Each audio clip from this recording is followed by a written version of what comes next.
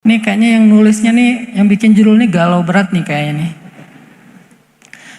Kenapa aku? Pertanyaan ini pasti muncul dari orang yang tidak mengenal Allah Subhanahu wa Ta'ala. Karena kalau kita udah ma'rifah dengan Allah, udah mengenal Allah itu siapa, Allah itu bagaimana, nggak ada pertanyaan siapa aku. Kenapa aku ya? Siapa aku?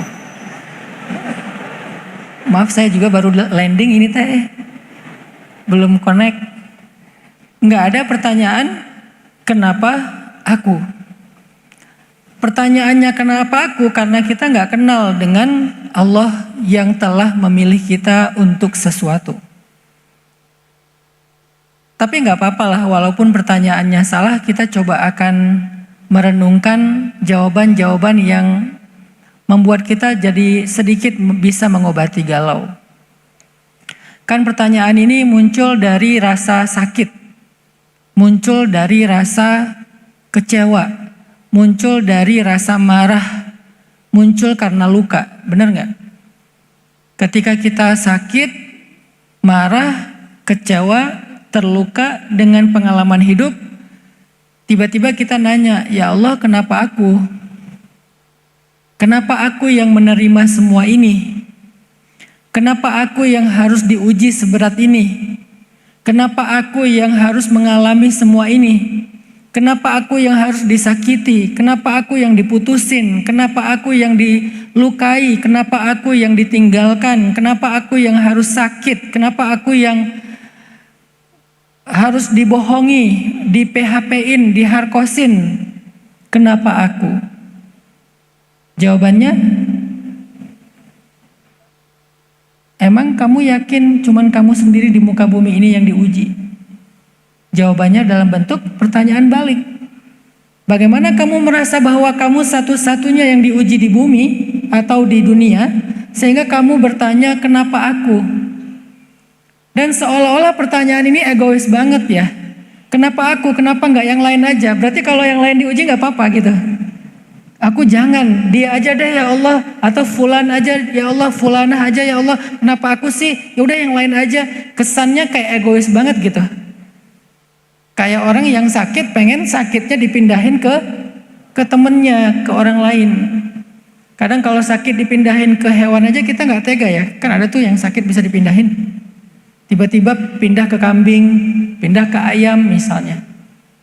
Itu aja nggak tega. Gimana yang kita ngerasa bahwa kita sedang mengalami ujian berat, terus kita bilang, kenapa aku, kenapa nggak dia aja? Sebetulnya itu ada rasa egois juga sih menurut saya. Tapi kita coba cari jawaban dari sebuah pertanyaan yang muncul karena kebodohan ini. Pertanyaan yang muncul karena ketidaktahuan ini. Pertanyaan yang muncul karena marah ini. Apa jawabannya? Ternyata jawabannya ada di pembukaan surat Al-Ankabut, surat laba-laba. Surat laba-laba, surat Al-Ankabut. Allah Subhanahu wa Ta'ala bilang gini di ayat ke-3. وَلَقَدْ فَتَنَّ الَّذِينَ مِنْ قَبْلِهِمْ وَلَقَدْ فَتَنَّ الَّذِينَ مِنْ قَبْلِهِمْ. Sungguh kami benar-benar sudah menguji orang-orang sebelum mereka. Sungguh kami benar-benar sudah menguji orang-orang sebelum mereka. Jadi artinya yang diuji itu bukan saya sendiri. Yang diuji itu bukan kita doang. Yang diuji itu bukan cuman umat Islam hari ini. Tapi sebelum kita, bahkan sampai para nabi, walaqad fatannal ladzina min qablihim. Kami juga menguji mereka.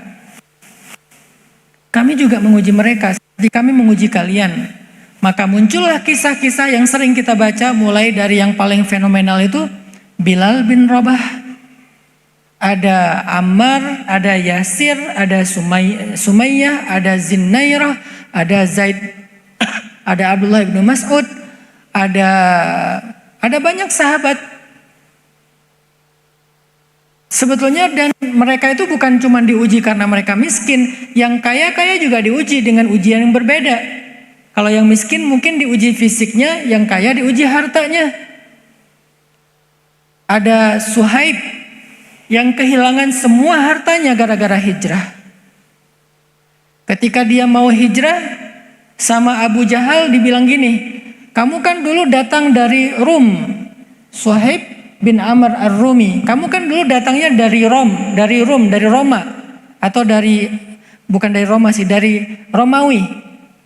Kamu kan dulu datangnya dari Romawi ke Mekah nggak bawa apa-apa.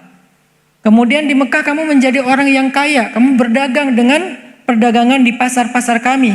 Kamu memiliki aset di tanah kami. Lalu tiba-tiba sekarang kamu ingin ikut Muhammad hijrah ke Madinah, maka pilihan untuk kamu cuma dua. Satu, kamu tinggal di sini dengan harta dan aset-asetmu, atau kamu pergi ke Madinah ikut Muhammad, tetapi hartamu akan kami sita. Pilih mana? Suhaib diuji dengan hartanya. Kalau Bilal, Zinnairah, Sumayyah dan seterusnya diuji dengan fisiknya, Suhaib diuji dengan hartanya. Jadi yang diuji bukan yang miskin-miskin doang, yang kaya juga diuji. Dan dia dengan sangat yakin mengatakan, aku memilih Allah dan Rasul. Maka hijrahlah Suhaib ke Madinah dengan meninggalkan seluruh harta-hartanya. Itu juga terjadi kepada Utsman, itu juga terjadi kepada Abu Bakar. Bahkan sebelum hijrah Abu Bakar hartanya udah hampir habis karena support dan pengorbanannya untuk dakwah. Terjadi juga kepada Sayyidah Khadijah yang wafat dalam keadaan miskin, padahal dulu menikah dengan Nabi dalam keadaan kaya. Tahu nggak maharnya Sayyidah Khadijah itu berapa ketika nikah? Maharnya Khadijah ketika menikah dengan Rasulullah SAW itu adalah, ada yang bilang 30, ada yang bilang 50 ekor onta. 50 ekor onta. Satu ekor onta itu harganya, kalau onta yang nakoh yang bagus itu harganya 100 juta. Sebetulnya itu bukan yang paling mahal, karena nanti ada onta rohilah, onta yang dipakai untuk berdagang ke luar negeri, itu harganya di atas 1 miliar. Ini onta ternak deh, bukan ibil juga ya. Kalau ibil tuh harganya ya 40-50 juta lah, onta potong itu. Nah, kalau yang diberikan itu adalah nakoh, onta yang bisa digemukkan, onta yang bisa diperanak-pinakkan, itu harganya 100 juta satu ekornya. Berarti kalau 30 atau 50 ekor onta, sekitar 5 miliar maharnya Sayyidah Khadijah.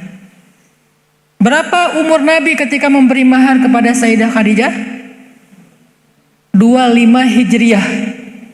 Kalau Masehinya berapa berarti? Karena kan kita ngitung diri kita pakai Masehi nih. Biasanya Masehi itu lebih panjang daripada Hijriah. Jadi kalau Hijriahnya 25, kurang lebih Masehinya 23 lah. Berarti di umur 23 baru lulus di Unbrau, udah punya mahar 5 miliar. Nih cewek-cewek yang ada di masjid ini, kalau ada yang datang ke kalian serius, terus bilang, Mbak, aku pengen serius. Oh iya, datang aja ke ayah. Boleh spill nggak? Kira-kira ayah nanti bakal minta mahar berapa gitu. Kalian kalau ditanya maharnya, bilang aja gini, samain aja lah sama Khadijah.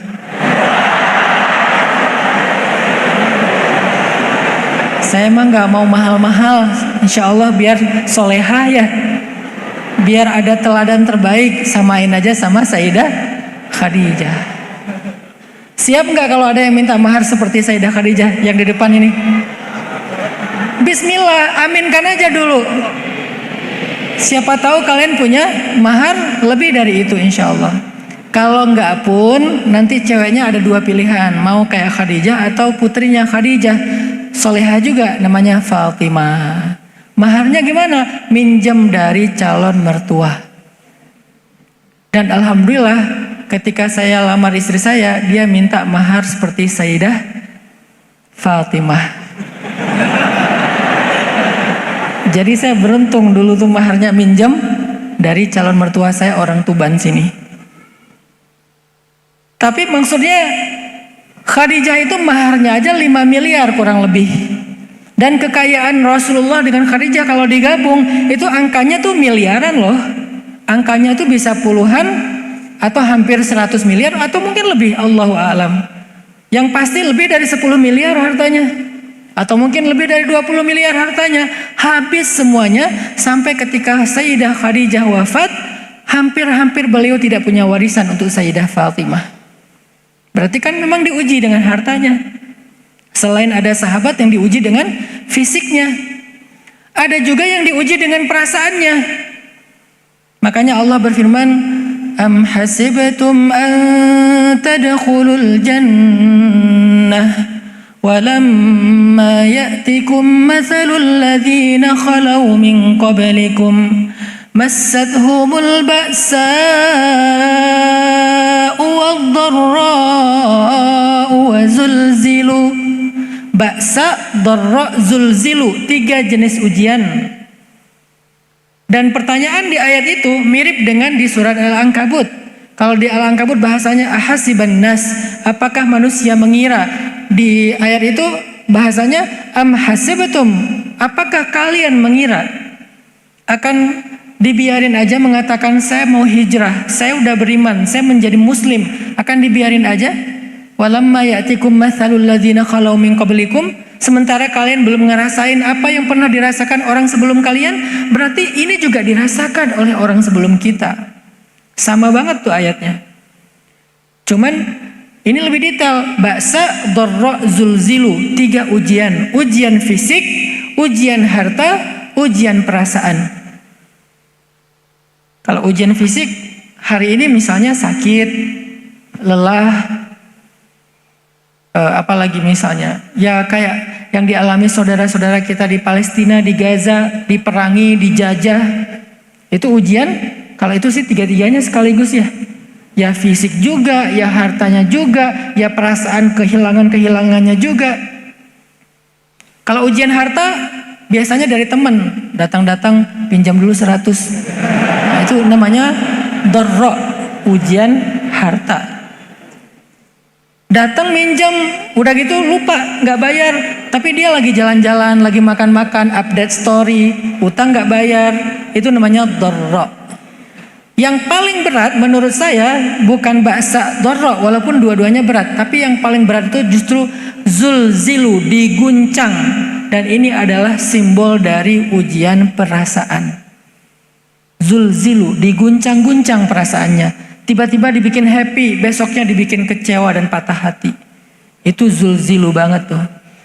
Makanya diistilahkan dengan zulzilu atau zilzal, guncangan kayak gempa. Karena orang kalau udah kena ujian perasaan itu rasanya bumi ini kayak bergoyang gitu. Udah nggak tenang lagi. Dan itu dialami oleh semua sahabat. Dan Nabi, salah satu di antara ujian zulzilunya Nabi yang paling berat itu adalah ketika Nabi kehilangan Abu Thalib dan Sayyidah Khadijah hanya berselang 2 bulan saja. Bulan Rajab Abu Thalib wafat. Bulan Ramadan tahun ke-10 Hijriah Sayyidah Khadijah yang wafat. Cuman berselang 2 bulan saja. Keduanya pergi dan keduanya adalah orang yang paling dicintai sama Nabi. Apalagi Sayyidah Khadijah, gak ada yang bisa menggantikan Sayyidah Khadijah di hati Rasulullah. Walaupun nanti ada Aisyah, ada Hafsah, ada Sofia yang luar biasa, tetapi nggak bisa menggantikan Khadijah. Itu namanya zulzilu. Sekarang pertanyaannya, emangnya kamu doang yang diuji? Padahal telah datang kepada orang sebelum kalian ujian yang sama, bahkan mungkin lebih berat. Ada nabi yang diuji dengan ba'sa. Nabi Zakaria digergaji, anaknya Nabi Yahya dipenggal lagi sholat, lagi sujud. Nabi siapa? Nabi Ibrahim dibakar hidup-hidup. Walaupun kalau Nabi Ibrahim kita memahaminya, oh kan dia selamat. Bagaimana dengan Zakaria dan Yahya? Dan banyak lagi para anbiya yang diuji dengan fisiknya. Atau diuji dengan perasaannya, diuji dengan hartanya. Siapa yang diuji dengan fisik, harta, dan perasaan sekaligus? Nabi Ayub, sakit, kehilangan semua harta, kehilangan semua anak. Udah sakit dirinya, habis hartanya, kehilangan semua putra-putranya. Nabi Muhammad juga kehilangan Qasim, kehilangan Tahir, kehilangan Tayyib, kehilangan Ibrahim. Jadi ujian yang kita alami hari ini itu bukan sesuatu yang baru, teman-teman. Itu sudah berlaku kepada orang-orang sebelum kita, dan kita itu nggak sendiri dalam hal ini. Kalau kita bicaranya ujian, kita nggak mau bicara tentang azab. Mudah-mudahan kita bukan orang yang diazab. Saya hari ini agak prihatin ya dengan istilah ain dan istidraj. Kan nggak tahu ya, sekitar 2 tahun terakhir 2 kata ini sering banget dipakai ya. Tapi menurut saya udah nggak tepat lagi pemakaiannya. Itu menurut saya agak-agak identik dengan iri sebetulnya. Kalau ada teman kita yang dipuji, awas kena ain. Dipuji dikit, diancam dengan ain. Atau ada teman kita yang susah, kayaknya tuh kena ain sih. Nanti kalau ada teman kita yang dapat kebaikan, itu istidraj sih kata aku. Jadi kita jadi judging ya, jadi mudah sekali menghakimi orang lain. Kalau nggak ain ya istidraj. Pas susah kena ain, pas dapat kebaikan istidraj. Saya nggak setuju dengan istilah ini untuk dipakai sembarangan. Ini istilah sebetulnya istilah judgment, dan istilah ini hanya boleh dipakai oleh seorang mufti atau seorang ulama yang mengerti detail dari kriteria mana ain, mana istidraj. Nggak boleh sembarangan kita lempar, ini istidraj. Si fulan beli mobil, kayaknya istidraj sih dia tuh. Kenapa ya ada teman saya yang dia pacaran, yang dia kayaknya nggak sholat, tapi kok karirnya bagus, nilainya bagus, di organisasi bagus. Siapa bilang bagus? Itu tuh istidraj, tau nggak sih? Ini kan berarti judgment, berarti kita ngejudging orang lain yang mendapatkan karunia Allah. Tapi kan dia pacaran Ustadz, tapi kan dia buka aurat Ustadz, tapi kan dia berbuat dosa Ustadz, tapi kan dia nggak sholat Ustadz. Bentar dulu, bisa nggak kita iltamis li akhika alfa udrin, cari 1000 alasan untuk berbaik sangka sama dia. Oke, dia mungkin berbuat dosa. Oke, mungkin dia adalah orang yang nggak baik sholatnya. Siapa tahu sekarang dia udah bertobat. Saya kenal dia Ustadz, dia belum bertobat. Siapa tahu dia punya amalan rahasia yang kamu nggak ngerti. Kayaknya nggak ada deh rahasia dia. Semua rahasia dia ceritain ke saya. Kayaknya dia dapat doa orang tua. Tapi saya juga punya orang tua. Nah, kamu nggak pernah sungkem sama ibumu. Kalau dia selalu cium tangan ibunya, nelpon ibunya beberapa hari sekali, nelpon ayahnya minta restu, kamu sendiri nggak pernah lakukan itu.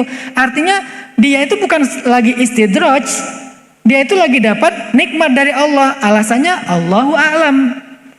Jangan sampai orang dapat nikmat istidraj, begitu orang dikasih ujian untuk diangkat derajat, kita bilang ain.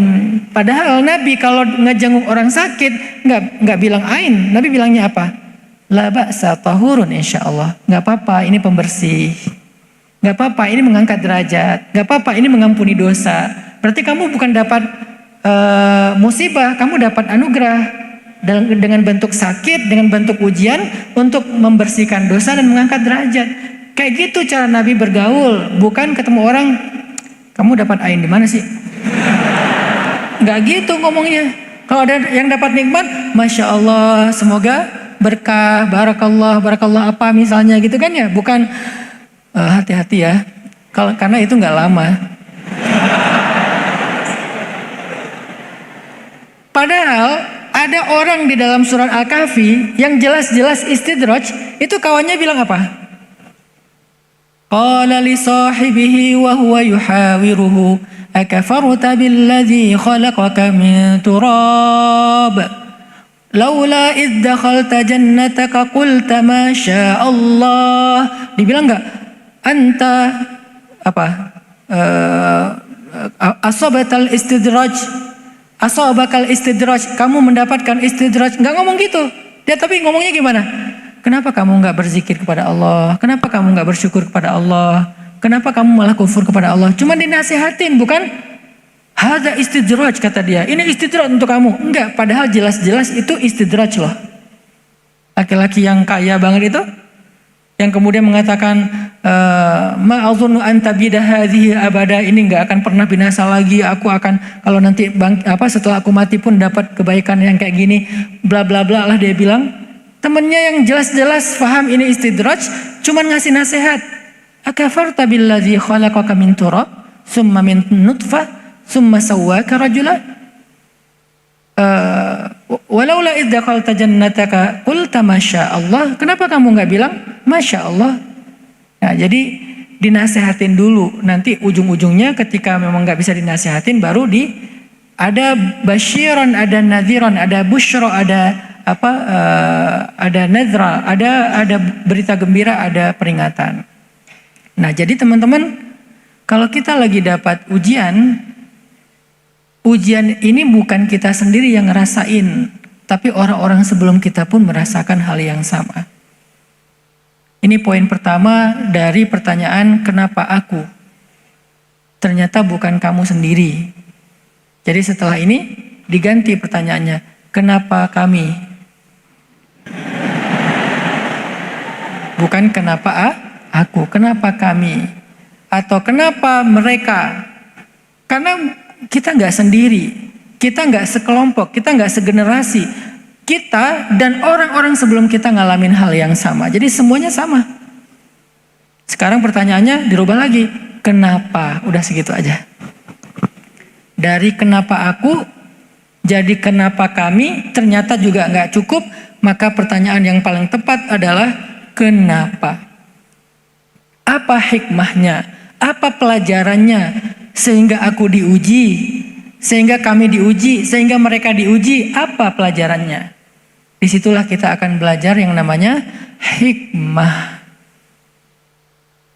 Karena ilmu itu ada ilmu wawasan, ada ilmu kehidupan. Ilmu wawasan itu namanya saqafah. Ilmu kehidupan itu namanya hikmah. Yang kalau dalam bahasa Indonesia sederhananya diartikan pengalaman. Ilmu kehidupan itu namanya hikmah. Yang dalam bahasa sederhana Indonesia diistilahkan dengan pengalaman. Orang yang paling banyak pengalamannya walaupun gak sekolah adalah orang yang berilmu. Sebagaimana orang yang paling banyak wawasannya dengan sekolah adalah orang yang berilmu. Jadi orang yang berilmu itu bukan cuma orang yang mutsaqaf, bukan cuma orang yang punya wawasan, baca banyak buku, atau mungkin punya banyak referensi, gelarnya tinggi. Tapi juga ada yang namanya orang yang berilmu dengan ilmu hikmah diberikan oleh Allah lewat pengalaman-pengalaman hidup. Atau dalam istilah yang lain, ada ilmu yang namanya ilmu al-muktasab. Ada lagi ilmu namanya al-mauhub. Al-muktasab istilah lainnya al-kasabi. Al-mauhub istilah lainnya al-wahabi. Tapi ini beda dengan aliran ya. Al-muktasab, al-kasabi, al-mauhub, al-wahabi, al-thaqafah, al-hikmah. Ini dua pembagian ilmu. Al-muktasab atau al-kasabi, ilmu yang dipelajari, kita baca, baik ilmu agama ataupun ilmu umum, kita baca, kita sekolah, itu namanya ilmu al-muktasab atau al-kasabi. Tapi ada ilmu yang tidak dipelajari, yang tidak dibaca, yang tidak sekolah, namanya ilmu al-mauhub. Kalau dalam ilmu tasawuf dikenal dengan istilah ilmu laduni. Dalam tasawuf itu sering diistilahkan dengan istilah ilmu laduni. Dari mana istilah ilmu laduni? Bukan carene, bukan katanya, bukan cenah, bukan qila wa qal. Kalau dalam bahasa Arab qila wa qal, bukan. Cari sopo. Kok ada yang namanya ilmu laduni? Gak bahaya tah? Istilah ilmu laduni. Itu adalah istilah Al-Quran. Ilmu laduni itu istilah Al-Quran. Dari mana Ustadz? Ya di Al-Kahfi. Wa 'allamnahu min ladunna ilma. Dan kami ajarkan kepada laki-laki itu, siapa laki-laki yang dimaksud? Nabiullah Khadar, yang di Indonesia diistilahkan Khidir. Dan kami ajarkan kepada Khadar dari sisi kami ilmu, dari sisi kami. Kata dari sisi kami itu adalah ladun. dari Allah langsung, namanya mauhub, dikasih.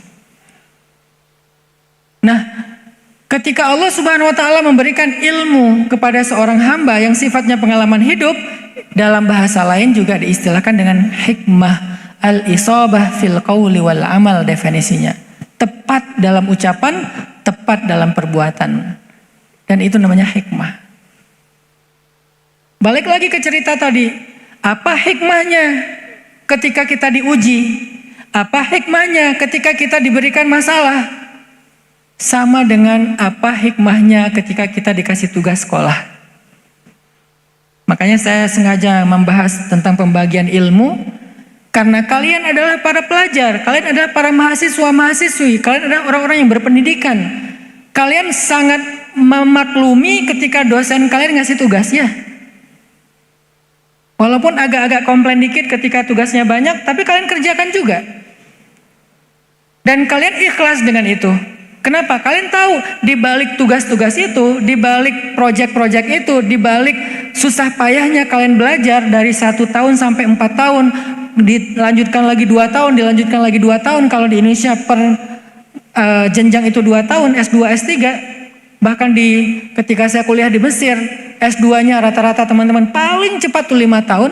Tapi banyak dari teman-teman saya tuh S2 8 tahun, S3-nya 8 tahun. Saya udah punya anak 4, mereka baru selesai S3. Padahal kita berangkat ke Mesirnya sama. Berhubung mereka orangnya sabar, sampai S3. Saya orangnya nggak bertahan, pulang duluan. Istri saya aja S2 di sana saya pengaruhi. Apain sih kayak gini-gini? Padahal udah benar dia tuh. Gara-gara nikah sama saya jadi terpengaruh dengan pengaruh yang buruk. Akhirnya kita pulang. Dia cuma sempat setahun doang S2-nya, saya anterin dia ke kuliah, ke kampus, naik tram yang di tengah kota itu kan. Dia turun di kampusnya, saya jalan-jalan bawa kamera, foto-foto. Sampai di rumah malam-malam dia buka buku, saya ngedit-ngedit. Beda banget dunia kita. Jadi artinya ketika kita mendapatkan tugas kuliah, kita disuruh ikut ujian, kita mendapatkan proyek, kita effort di situ, kita berjuang di situ, kita habis-habisan di situ, bahkan kita bayar untuk biaya pendidikan kita bayar living cost kita nggak ngeluh, nggak pernah bertanya kenapa aku. Coba tiba-tiba dosen ngasih tugas ke kita, terus kita bilang, Pak, kenapa saya?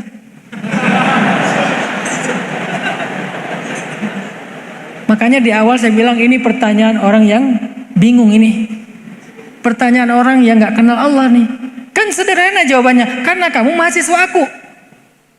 Kalau kamu bukan mahasiswa aku, gak mungkin aku kasih tugas ya. Kan jelas, karena aku adalah hambamu ya Allah. Makanya saya dikasih amanah. Salah satu bentuk amanah adalah ujian. Minggu depan kita ujian ya. Pak, kenapa ujian? Kalian ingat kan ini sebentar lagi ujian semester. Hah, ujian semester? Aku nggak tahu di kampus itu ada ujian semester. Aku nggak tahu loh di kampus itu ada project. Aku nggak tahu loh di kampus itu ternyata ada ujian. Aku nggak tahu loh di kampus itu ternyata ada apa misalnya tugas. Aku pikir di kampus itu cuma main-main aja. Apakah kalian mengira kalian diciptakan untuk bermain-main? Kan gitu kan? Sama dengan apakah kalian mengira masuk ke Unbrau itu untuk main-main? Kan ada orang yang salah paham dengan kesalahpahaman yang sangat gak masuk akal. Dia pikir jauh-jauh datang dari kampung ke Malang, pengen belajar, pengen masuk ke Unbrau, dikira di Unbrau itu adalah taman bermain. Enak, di sana tuh nanti kita naik biang lala. Di pojok sana itu dia ada roller coaster. Kan berarti dia orang yang bingung ya, masuk Unbrau dikira ini adalah taman bermain kayak di di Batu, Jatim Park. Dia pikir ini adalah Jatim Park. Pas dia masuk, loh, kok saya dikasih kerjaan ini? Kok saya dikasih tugas itu? Kok harus ikut ujian? Kok harus? Berarti kamu salah tempat. Harusnya kamu ke Jatim Park, bukan ke Unbrau. Begitu juga kita. Kamu salah tempat. Harusnya bukan sebagai Muslim, bukan di Islam. Karena kalau kamu berislam, kamu berhijrah, kamu converting to Islam, kamu beriman, berarti kamu siap dengan beban, bukan beban ya, kamu siap dengan program yang ada di dalam keimanan dan keislamanmu itu. Karena kamu udah siap berislam, berarti kamu siap di program. Karena Islam itu sebuah program. Program apa Ustadz? Program untuk meningkatkan kapasitas kamu, plus meningkatkan derajat kamu di mata Allah. Kalau kamu nggak pengen di program, nggak apa-apa, nggak usah masuk ke dalam program keimanan, keislaman, kesyariatan ini, maka kamu nggak akan pernah menjadi seorang sarjana. Kamu nggak akan pernah disebut seorang master. Kamu nggak akan pernah disebut sebagai seorang doktor. Kamu nggak akan pernah disebut sebagai seorang alim. Kamu nggak akan pernah disebut sebagai orang yang well educated. Kamu tetap jadi orang biasa. Maka ketika kita memutuskan untuk berhijrah, beriman, berislam, itu seperti kita memutuskan untuk menjadi bagian dari kampus ini. Pengen belajar namanya. Pengen jadi mahasiswa namanya, pengen dapat gelar sarjana, pengen dapat ilmu, pengen dihormati orang lain, pengen bisa berkarya, pengen bisa bekerja, pengen bisa membuat sesuatu yang bermanfaat, pengen dimuliakan. Tapi harus siap dengan programnya. Apa programnya? Ya tadi ada tugasnya, ada ujiannya, ada proyeknya, ada tantangannya, ada beban-bebannya. Tapi semua itu nggak selamanya berjalan, pasti ada endingnya. Dan itulah hakikat dari Islam, teman-teman. Jadi wajar kalau ada orang yang bilang gini, kenapa ya setelah saya hijrah saya punya banyak masalah? Karena kamu udah masuk unbrau. Kalau kamu nggak pengen banyak masalah, kamu pergi ke Jatim Park. Sebetulnya ya tetap ada sih, ya bayar tiket ya. Kan tetap aja ada perjuangannya lah. Tapi ya secara umum kan anak kecil nggak ngerasain itu kan. Itu mah masalah bapak-bapak aja itu. Anaknya nggak masalah. Aku pengen ke sono. Oh iya bapaknya udah pucat gitu ya. Pas tahu harga tiketnya ternyata sekian. Langsung pucat anak 5. Sekali masuk ke Jatim Park. Wah lumayan ini setengah bulan makan. Jadi kita puasa ya 15 hari ya. Anak kecil mana ngerti. Namanya juga dia pengen main. Nah artinya kalau kalian berislam, berhijrah, beriman, kalian akan dapatkan banyak kebaikan-kebaikan yang luar biasa. Seperti kalian masuk ke unbrau, tetapi juga sebelum mendapatkan semua kebaikan itu, kalian harus siap dengan challenge-nya, dengan tugasnya, dengan amanahnya, dengan ujian dan seterusnya. Kenapa ya?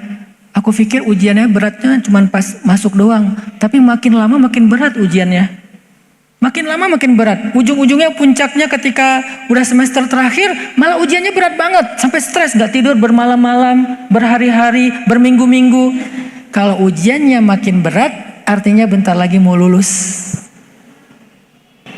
Maka itulah Islam kita. Makin berat ujian kalian dalam berislam, makin berat ujian kalian dalam berhijrah, makin berat ujian kalian dalam beriman, bentar lagi kalian mau lulus.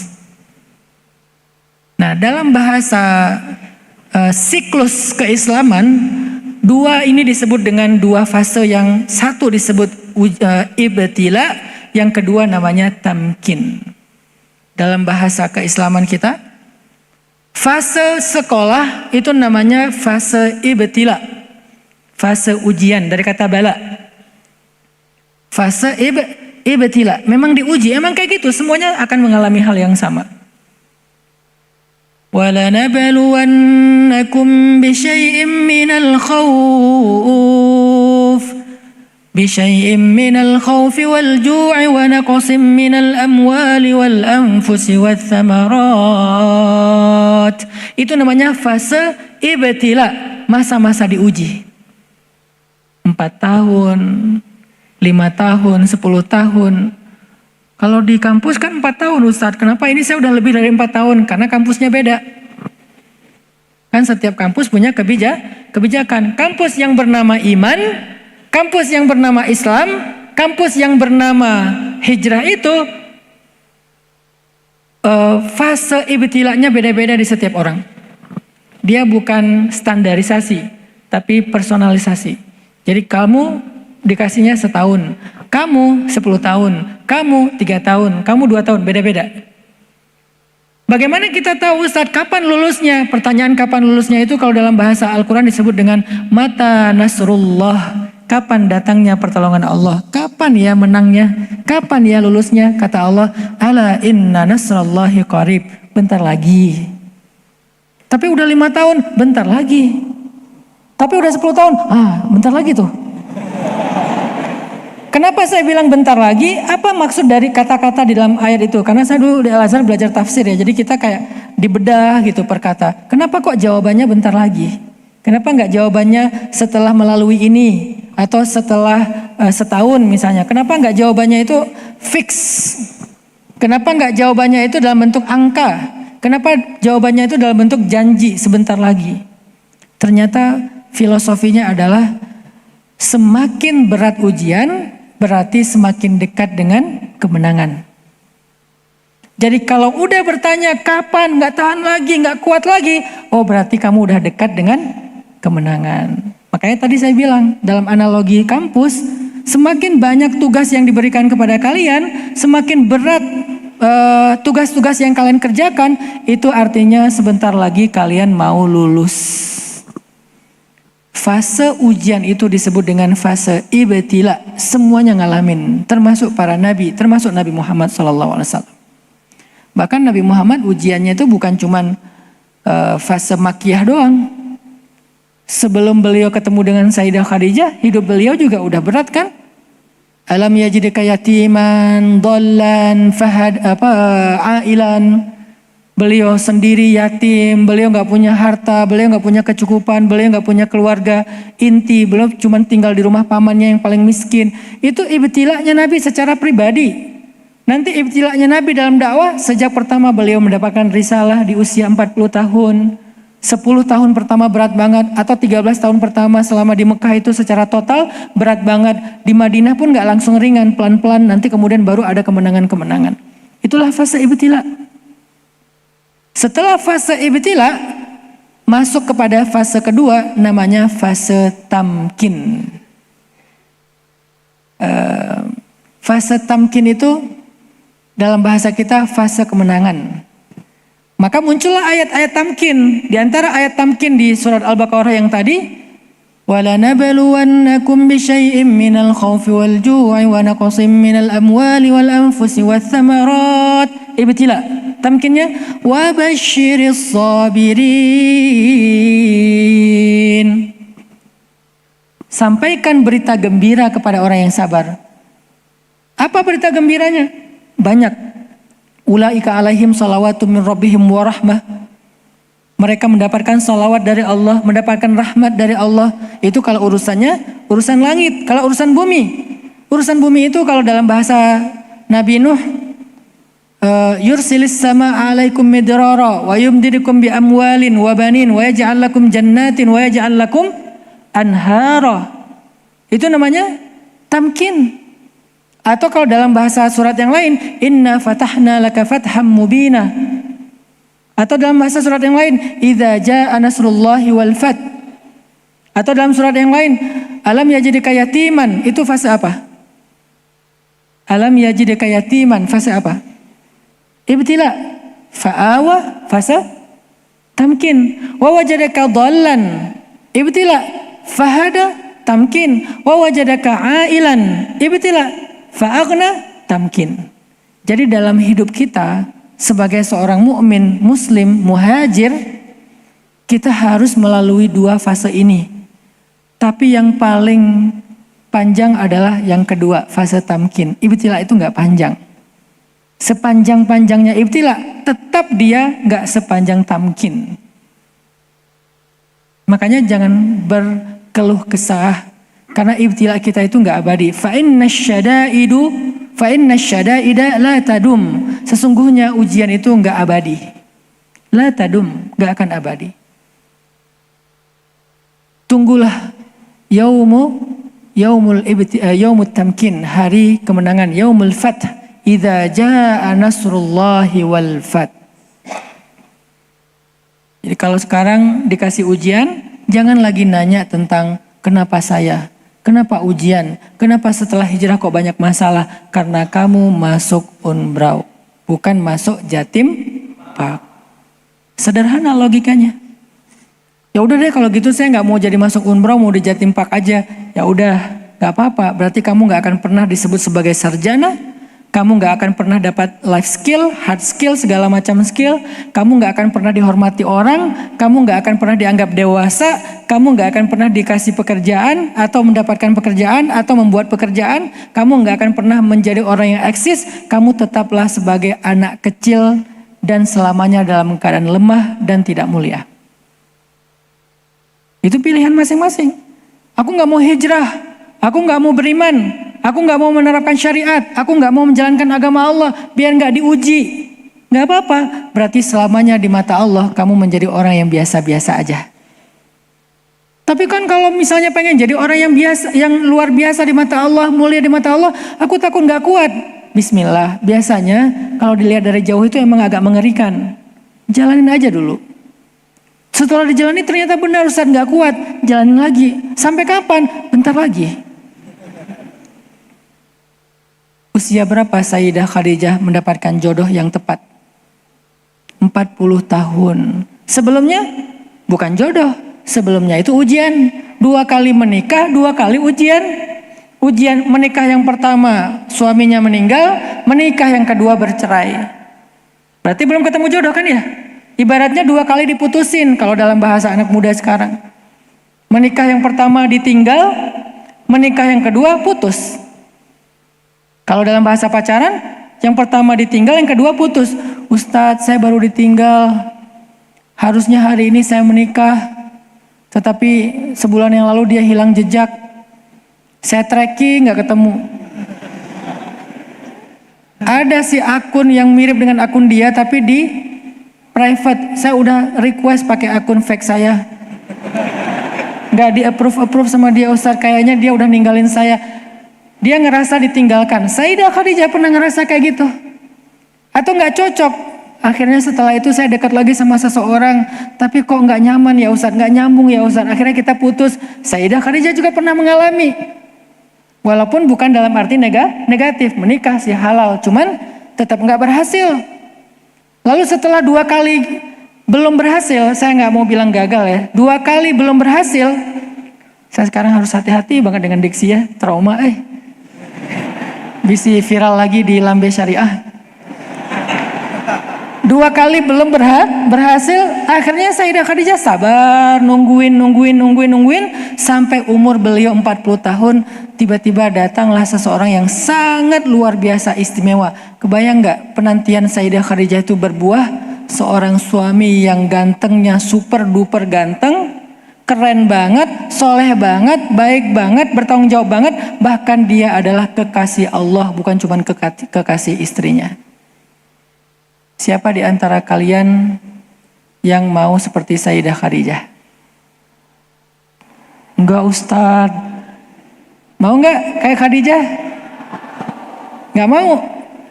Mau? Berapa umur kalian? Baru 23 Ustadz. Ya udah. Berarti 17 tahun lagi lah ya, sabar ya. Artinya kalau belum 17 tahun, jangan putus asa dulu. Kenapa aku? Kenapa begini? Orang belum 17 tahun, kalian umurnya belum 40 tahun, kenapa harus mengeluh? Walaupun kita berharap jangan nggak harus sampai 40 tahun juga. Siapa tahu mungkin kalian umur 24.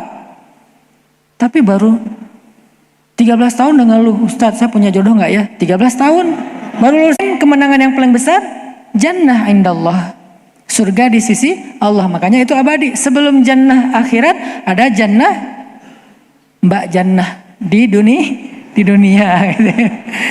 Apa sih ini?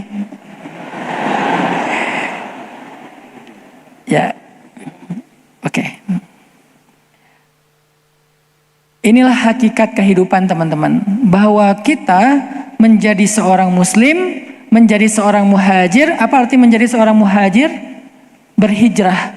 Menjadi seorang mukmin itu sama dengan masuk ke sebuah lembaga pendidikan.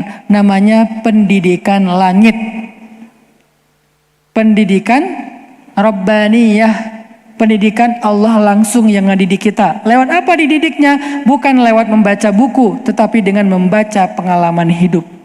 Sehingga kita bukan hanya menjadi seorang yang mutsaqaf, punya tsaqafah, tapi juga menjadi seorang yang hakim, punya hikmah. Untuk bisa melewati fase demi fase dalam pendidikan langit itu, kita harus sabar dengan ujiannya. Nanti kalau udah lulus, 3 tahun, 4 tahun, 5 tahun, dan seterusnya, Allah akan berikan kita yang namanya tamkin, diberikan yang namanya kemenangan, dan kita sampai terheran-heran dengan beruntunnya datang anugerah demi anugerah dalam kehidupan kita dari sisi Allah Subhanahu wa taala. Maka la tayasu, jangan berputus asa. La tayasu min rauhillah, la taqnatu min rahmatillah. Jangan berputus asa dari rahmat Allah. Sesungguhnya ala inna nasrallahi qarib. Pertolongan Allah itu sudah dekat. Allahul muwafiq ila aqwamit thoriq. Wassalamualaikum warahmatullahi wabarakatuh. Baik, alhamdulillah.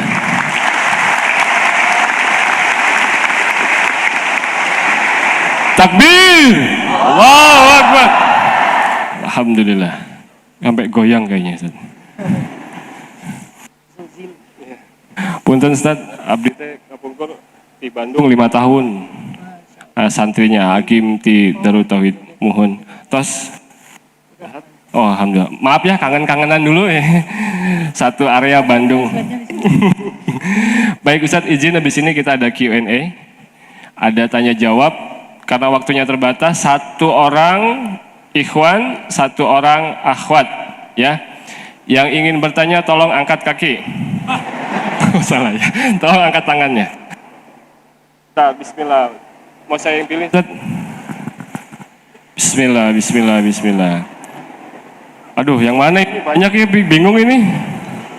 Ya Allah, tunjukin saya yang di sini. Yang coklat, kamu pakai jilbab abu-abu. Belakangnya. Ya, kamu yang nengok. Kamu yang nengok. Bukan yang belakangnya. Hei. Iya, kamu. Hei. Malah nyari-nyari. Bisa dibantu panitia mic-nya? Halo, bisa dibantu cepat. Satu lagi mana tadi? Ayo, siapa? Mas, minta tolong aja. Minta tolong di. Satu lagi yang Ikhwan ya? Sambil nunggu mic-nya ke akhwat, mungkin yang ikhwan dulu. Yang Ikhwan, oke, yang Ikhwan, ya, Mas.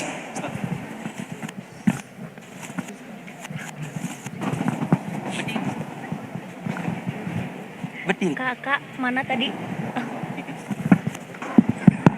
Oke, assalamualaikum warahmatullahi wabarakatuh. Sebelumnya perkenalkan, nama saya Abdurrahman Wahid dari Probolinggo. Di sini Ustadz saya izin bertanya, di mana saya tuh berniat untuk beristiqomah untuk berhijrah, di mana akan tetapi itu masih terombang-ambing dalam kemalasan. Nah, bagaimana cara kita mengatasi kemalasan tersebut? Itu untuk pertanyaan yang pertama. Untuk pertanyaan yang kedua. Berdiri dong biar kelihatan di belakang. Siapa tahu ada calon jodohnya di sini. Abdurrahman, usia berapa? Saya 21 Ustadz. 21 ya, okay. Masya Allah. 4 tahun lagi insya Allah ya. Kuliah di Unbrau? Enggak? Oh, udah semester berapa berarti? Semester akhir. Terakhir? Ya. Lagi berat-beratnya ya? Oke, Ustadz. Pertanyaannya tadi yang pertama, biar mengatasi kemalasan dalam hijrah. Baik, yang kedua apa, Abdurrahman? Yang kedua, di saat kita kehilangan seseorang tuh pastinya ada rasa trauma Ustadz untuk kehilangan. Lagi trauma, habis kehilangan. Ya. Baik.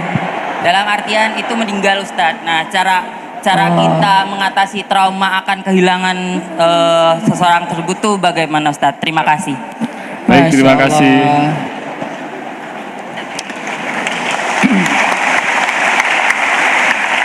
Sudah?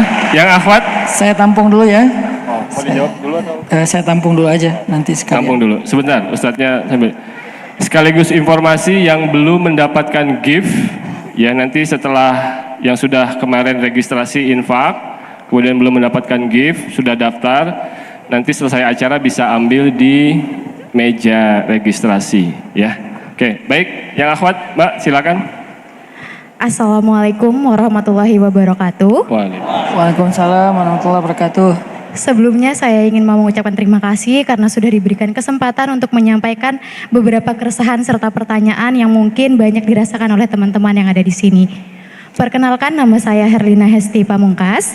Teman-teman bisa Herlina. ya, Herlina. Hesti. Oke. Betul. Panggilannya? Mohon maaf Ustadz, mungkin di sini pertanyaannya ada cukup Panggilannya banyak. siapa dulu Mbak? Herlina. Mbak Herlina. Ya, betul. Oke, dari mana Mbak? Kebetulan saya dari NTB, Nusa Tenggara Barat. Oh, kebetulan ya dari NTB ya. Soalnya tadi sempat ditanya sama Ustadz. yang Dari NTB. Indonesia. Di mana NTB-nya? Di Kabupaten Dompu. Oh, nggak hafal juga saya. Enggak tahu ya. Oh. Saya Itu kira ada di Pulau Lombok. Kalau di Sumbawa. Lombok mungkin tahu saya ya. Iya, Mbak di Herlina Pulau udah semester berapa? Di sini juga di Unbrau enggak? Kebetulan bukan di Universitas Negeri Malang. Sekarang Ya. sudah semester akhir. Oh, Masya Allah. Kok sama ya? Sama dengan siapa tadi ya? Bentar Mbak. Kebetulan Mbak Herlina ini banyak kebetulannya ya. Iya. Kebetulan Mbak Herlina ini semester terakhir. Kebetulan kawan saya tadi juga semester terakhir ya. Oh, kok ya kebetulan ya. Enggak Mbak, bercanda. Silakan Mbak. Gimana pertanyaannya Mbak? Jadi Ustadz, di sini ada beberapa pertanyaan yang akan saya sampaikan. Yang pertama mungkin tentang hubungan yang dilarang oleh agama, yaitu pacaran. Oh, itu pertanyaan temennya ya. Enggak. Maaf, Soalnya enggak, dicolek Ustadz, dari enggak, Ustadz. belakang. Enggak, Oke. Ustadz. Maaf. Jadi pertanyaan pertama itu gimana sih kalau misalnya sekarang banyak banget ya hubungan yang sudah terlanjur sampai ke, mohon maaf, hubungan intim misalnya kayak gitu. Nah, di sini banyak sekali pihak-pihak yang disalahkan, terutama pihak perempuan dan orang tua. Nah, dari persepsi-persepsi seperti itu dan stigma masyarakat, kenapa selalu perempuan yang yang diberikan citra buruk gitu, sementara yang melakukan itu sama-sama gitu, kayak mereka sama-sama suka baik antara laki-laki maupun perempuan. Gimana sih citra buruk itu?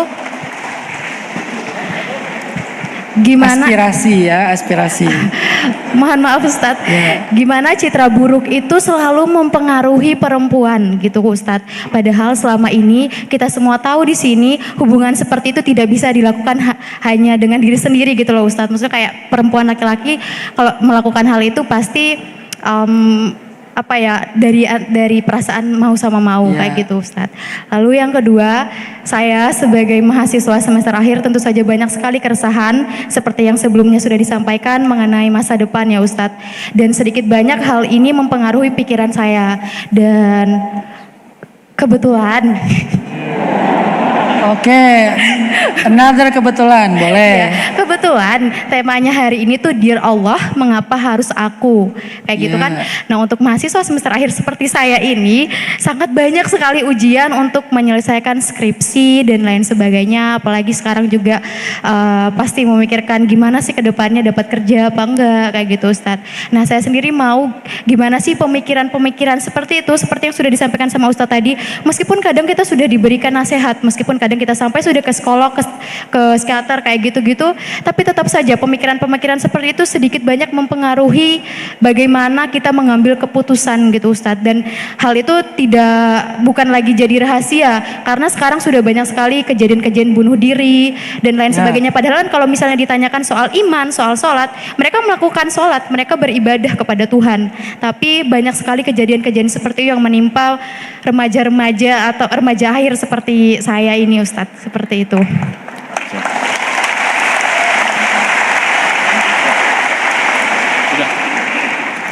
Dan Udah? sudah, oke. Oke, terima kasih Ustadz untuk kesempatannya. Saya pamit. Assalamualaikum. Oh, enggak, bentar. Mbak Herlina ini MC ya? Suka MC wedding teman ya? Kebetulan MC. MC ya? Ya. Nah, kan? Karena dia artikulasinya, olah vokalnya MC banget lah, Masya Allah. Terima kasih Ustadz. Sering MC teman menikah kan? Kebetulan belum ada teman yang menikah sih Ustadz. Oh. Cuma kayak MC kegiatan-kegiatan gitu, formal, non formal kayak Luar gitu. biasa. Nanti bisa dipakai kalau acara-acara dakwah ya. Boleh hubungin di Herlina Hesti ya Instagramnya. Lihat aja nanti nomor teleponnya di bio-nya dia ya. 082 Makasih Ustaz. Baik Mbak Herlina. Oke, ada 4 pertanyaan, 2 dari Mas Abdurrahman Wahid dan yang kedua dari Mbak Herlina Hesti. Saya jawab dulu yang paling terakhir tentang anxiety dan overthinking.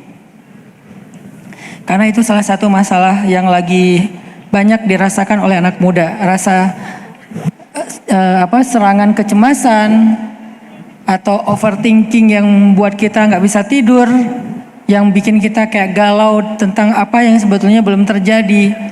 Ada banyak faktor sih, dan saya juga kebenaran punya rumah untuk menampung para pasien mental problem.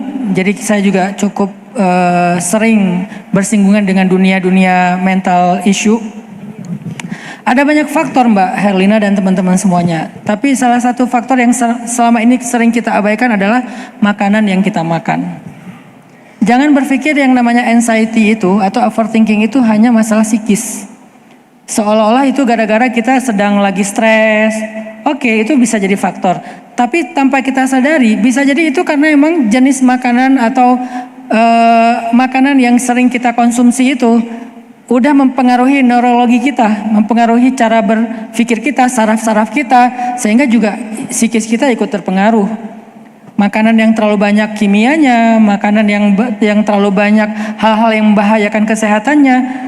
Saya pernah ikut acara bareng Pak Iskandar Bumi Langit ya, karena beliau cukup konsen di bidang ekologi, tentang permakultur segala macam. Salah satu kalimat yang saya ingat dari beliau itu adalah, kalau kalian pengen menghindari anxiety, kecemasan, coba periksa daging yang kalian konsumsi itu dari mana. Jangan-jangan kalian sering makan ayam yang kita bahasakan dengan bahasa ayam stres. Apa itu ayam stres? Yang tidak diberikan hak-haknya sebagai ayam. Dari mulai dia dikembangbiakan dengan disuntik, kemudian diberikan kandang yang tidak layak, kemudian ketika mau dibawa ke tempat diindustrikan, dia dimasukin ke dalam sebuah truk yang kita lihat di jalan-jalan tol atau jalan-jalan besar kan, gimana dia didedet tuh apa sih? Didesak-desak gitu, sehingga dia jadi kayak stres. Nah, stres itu kemudian menjadi hormon, lalu kita konsumsi, masuk ke dalam hormonal kita, akhirnya kita muncul rasa anxiety, walaupun sebetulnya kita lagi nggak punya masalah. Hidup kita lagi baik-baik aja, tapi aku kok cemas ya? Jangan-jangan hormon kita terganggu oleh ayam yang kita konsumsi. Makanya sejak saya ikut kajian itu, saya bawa anak saya yang suka makan ayam crispy. Setiap kali dia ngelihat ayam crispy di jalan, walaupun nggak semuanya ya, nanti saya ditahazir sama persatuan ayam. Pas dia ngelihat ayam crispy di jalan, dia bilang, "Bah, itu ayam stres." Ya jangan beli yang itu ya deh ya, kita beli ayam biasa aja, kita bikin sendiri. Ya nggak mau lagi makan ayam stres, nanti aku stres gitu. Karena dia udah paham bahwa ayam yang diolah dengan cara yang tidak layak itu kan akan berpengaruh kepada tubuh kita, dan itu nanti kalian lebih ngerti lah penjelasan ilmiahnya. Bisa jadi karena itu hari ini dengan instannya makanan-makanan yang kita konsumsi, bisa jadi anxiety dan overthinking kita berasal dari sana.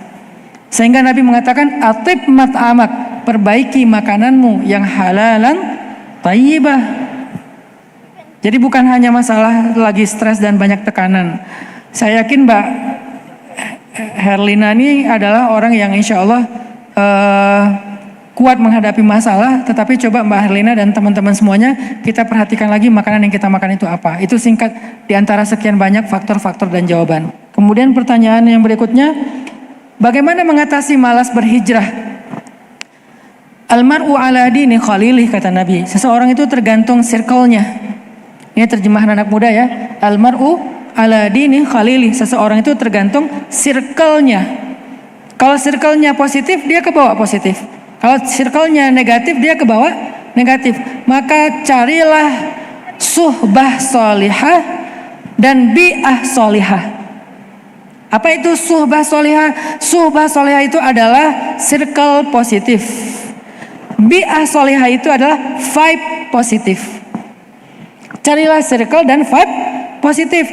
Circle positif itu teman, vibe positif itu suasana majelis ilmu, suasana masjid, suasana yang membuat kita bergairah kepada kebaikan-kebaikan.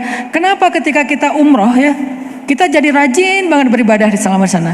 Karena di sana itu kita ketemu dengan vibe positif. Apalagi kalau kita umrohnya bareng geng kita yang sama-sama semangat, udahlah vibes-nya positif, ditambah lagi ada circle positif, maka al-bi'ah was-suhbah itu berpengaruh sekali kepada kualitas hijrah kita. Maka carilah circle positif dan betahlah di dalam vibes positif. Betahlah di dalam majelis ilmu, betahlah itikaf di masjid, betahlah untuk tetap nge-following akun-akun yang baik. Itu semuanya untuk membangun vibes kan, membangun suasana yang nyaman bagi kita. Selain kita rawatlah pertemanan, jangan dikit-dikit left group, dikit-dikit unfriend, dikit-dikit dalkon, dikit-dikit ngeblok. Rawat pertemanan kita, terutama pertemanan yang di jalan Allah. Yang ketiga, bagaimana mengobati trauma karena pernah kehilangan. Hati manusia itu seperti wadah. Ketika dia kehilangan sesuatu, maka dia harus diisi dengan sesuatu yang lain. Kalau enggak, dia akan diisi dengan sesuatu yang tidak bermanfaat. Rasa kehilangan itu tuh enggak boleh dibiarkan. Kalau dalam bahasa surat Al-Insyirah tentang hati, kan ini surat tentang jiwa ya. Alam nasyrah laka sadrak dan seterusnya. Ada satu nasihat dari ayat itu, dari surat itu adalah fa idza faraghta fansab. Tahu enggak arti faragh itu apa? Faragh itu artinya kosong. Faragh dalam bahasa Arab artinya empty. Fa'idha faraghta, kalau kamu lagi empty, kalau kamu lagi ngerasa kosong, kalau kamu udah kehilangan seseorang, kehilangan sesuatu, ngerasa nggak tahu mau bikin apa, ngerasa kayak bingung, empty nih, maka fansab, isilah dengan sesuatu supaya kamu nggak ngerasain kekosongan itu. Nah, bagaimana cara kita mengisi tadi? Balik lagi, cari teman yang positif, cari vibes yang positif, cari kegiatan yang positif. Kalau bisa isi juga dengan perasaan-perasaan yang positif, walaupun bukan tentang pasangan, bisa juga tentang keluarga. Kita mungkin pernah yang kita cintai, coba isi dengan orang lain. Siapa orang itu? Nggak mudah mengisinya dengan pasangan. Kalau gitu isi dengan orang tua, isi dengan ayah ibu, isi dengan saudara dulu. Rasa cinta kita kepada keluarga itu akan menggantikan rasa cinta kita yang pernah hilang kepada seseorang. Tapi yang intinya jangan biarkan dia empty, jangan biarkan dia faragh, fansab, segera isi. Ada kata fa di situ, maka segera, jangan biarkan dia kosong. Karena kalau dia udah kosong, yuwaswisu fi sudurin nas. Pertanyaan yang terakhir, hubungan terlanjur jauh. Kenapa sih perempuan selalu yang disalahkan? Sebetulnya bukan perempuan disalahkan, laki-laki yang disalahkan. Kalau ada hubungan yang terlalu jauh itu kan pasti yang salah laki-laki kan? Pasti yang salah laki-laki. Cuman yang disayangkan perempuan. Ini saya ralat ya diksinya. Enggak pernah perempuan disalahkan. Yang salah itu laki-laki. Dan kami siap kok disalahkan. Karena pelakunya adalah laki-laki. Perempuan adalah korban. Korban apa? Korban bujuk rayu. Kan enggak harus selalu korban keterpaksaan ya. Bisa aja dibujuk rayu, di PHP-in, diterbangkan ke awan dengan kata-kata yang indah, dengan bapak kamu kerja di bengkel. Enggak sih, bapak aku pegawai negeri. Akhirnya nggak nyambung misalnya. Korban laki-laki. Laki-laki itu emang pelaku, emang layak disalahkan. Tapi perempuan bukan disalahkan, disayangkan.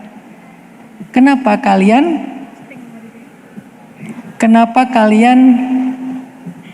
ya gitu deh. Jadi perempuan itu disayangkan karena kalian punya pilihan untuk yes or no.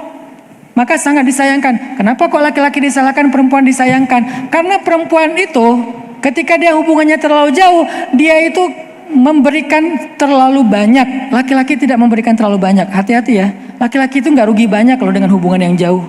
Perempuan yang rugi banyak. Kenapa bisa kayak gitu? Karena laki-laki itu memang nggak punya banyak, maka nggak rugi banyak. Coba perhiasan laki-laki itu sebanyak apa sih? Laki-laki itu hampir tidak menarik, hampir tidak punya perhiasan yang berharga. Makanya fikih laki-laki itu sederhana. Nggak ada kan suratul rijal. Yuk kita buka surat Ar-Rijal dalam Al-Quran. Nggak ada kan?